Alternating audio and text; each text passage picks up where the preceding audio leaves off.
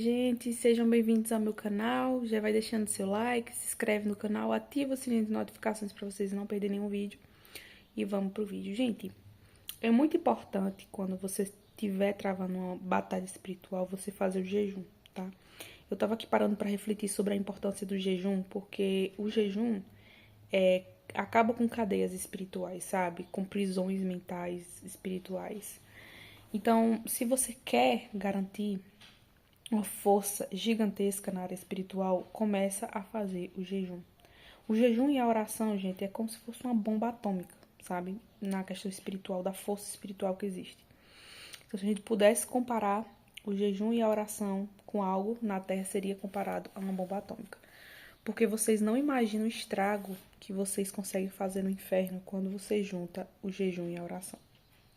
Muitas das pessoas não entendem o peso que é no mundo espiritual o jejum e a oração, porque se entendesse, praticaria bem mais. Eu tava parando para pensar sobre isso, né? O jejum, ele é bom, porque ele emagrece. Muita gente utiliza o jejum para emagrecer. Mas poucas pessoas, né, atrelam o jejum à questão espiritual, né? Embora eu sei que muita gente que é cristão faça jejum, né, com propósito espiritual, mas eu tô dizendo assim, pessoas que não são cristãs ou que não entendem o impacto do jejum no mundo espiritual, geralmente faz o jejum só para emagrecimento. E aí eu penso, já que muitas pessoas querem fazer o jejum para emagrecimento, por que você não acaba juntando o jejum com a oração? Então esse vídeo aqui é para pessoas que fazem jejum, às vezes por uma questão de saúde, né, porque quer emagrecer e tal, mas não parou para pensar que poderia atrelar o jejum com a questão da oração. Gente, você tá perdendo peso e ao mesmo tempo você tá buscando a Deus. E ao mesmo tempo você tá criando força espiritual, sabe? Então, assim, o jejum é algo maravilhoso, né? Teve uma época da minha vida, antes da gravidez, no caso, que eu estava fazendo o jejum mais frequentemente. No começo, a gente sofre um pouquinho para fazer o jejum, porque o nosso corpo ele não tá acostumado, né?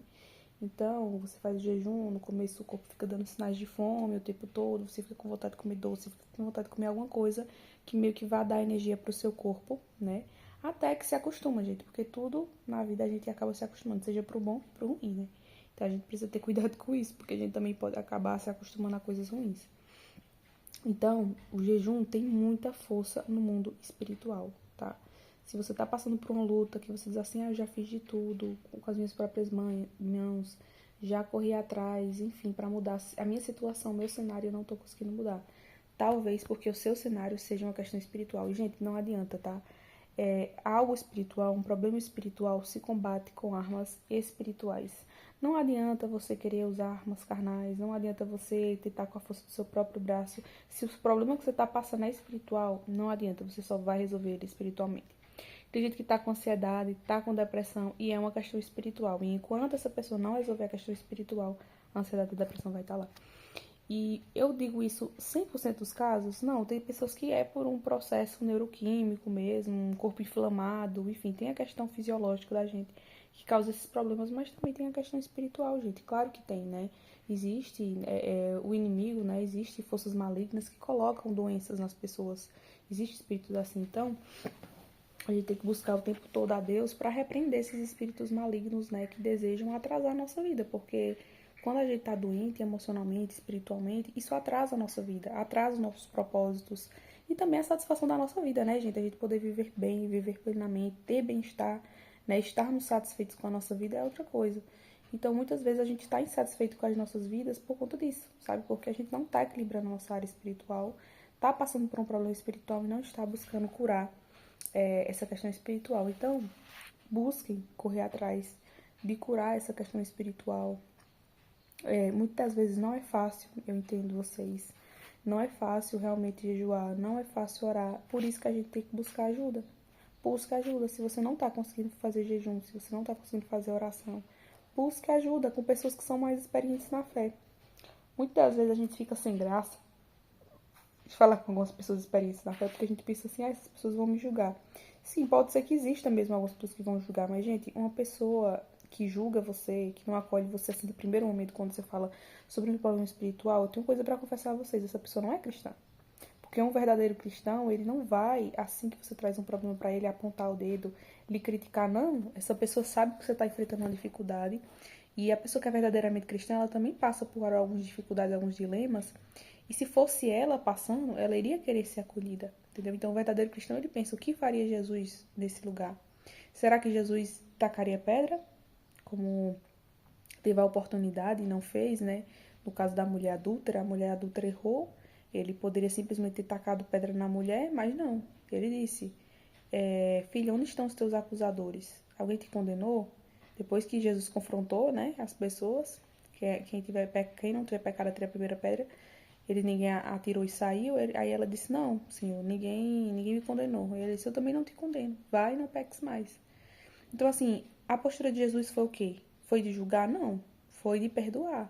Foi de entender ela como um ser humano. Então, assim, Jesus, ele não é a favor do pecado, mas ele é a favor do pecador. Ou seja, Jesus nos ama como pessoas, pelo nosso valor, que é o valor que nós temos para ele. Porém, não é a favor dos nossos pecados. Então, se uma pessoa julga você, essa pessoa não tá sendo igual a Jesus, sabe? Essa pessoa não está condizendo com o comportamento de Jesus, porque o intuito de sermos pessoas cristãs é sermos pessoas parecidas com Cristo. Então, se quando alguém vem trazer um problema, a primeira reação minha é julgar e apontar o dedo, então não estou parecido com Jesus. Então, se você se deparar com esse tipo de pessoa, né, não se sinta mal, sabe? Não se sinta mal se você foi buscar ajuda e recebeu julgamento. Isso é uma pessoa religiosa, sabe? E existe diferença entre uma pessoa religiosa e uma pessoa verdadeiramente cristã. Depois eu vou gravar um vídeo aqui para vocês falando a diferença aqui de um verdadeiro cristão para uma pessoa religiosa, né? A pessoa religiosa, ela quer dogmas, né? Ela quer mostrar para as pessoas que seguem ritos, dogmas, assim, coisas inventadas pelo homem, né? Então, assim, é mais doutrina inventada pelo homem, não a Bíblia em si, sabe? E não é que toda doutrina da igreja seja errada, a doutrina só não pode ser contrária à Bíblia, entendeu? Se a Bíblia não expressou algo claramente, ali não deixou claro, através de princípios, através de nada ali, você não pode simplesmente levar como mais importante do que a palavra de Deus. Porque a palavra de Deus, né, a Bíblia sempre vai ser mais importante do que qualquer discurso criado pelo homem, entendeu? Então tem pessoas que deixam com que esses discursos, né, entre a mente e isso seja mais importante do que o amor. E, gente, Deus, ele é amor, sabe? O amor andou entre nós, né? Andou sobre as águas e andou entre nós, que é Jesus, né? Jesus é o símbolo do amor, é a representação pura do amor. Então, que religião é essa que nos faz nos afastarmos das pessoas, que faz com que a gente não dê amor ao próximo, sendo que tudo o que Jesus mais fez quando pisou nessa terra foi ser amor, foi dar exemplos de amor, foi dar exemplos de perdão. Como Pedro, né, pergunta para Deus assim, Deus, até quando eu devo perdoar o meu irmão? Até 7 vezes? E para quem não sabe, 7 é o número da perfeição, né? E Jesus disse, não 7 vezes, mas 70 vezes 7. E o que isso quer dizer? Né? Que nós devemos perdoar quantas vezes for necessário. E, gente, só quem é verdadeiramente cristão sabe a dificuldade que é perdoar, tá? Quem diz que perdoar é fácil, não é verdade. Quem diz que perdoar é fácil, porque não é, gente.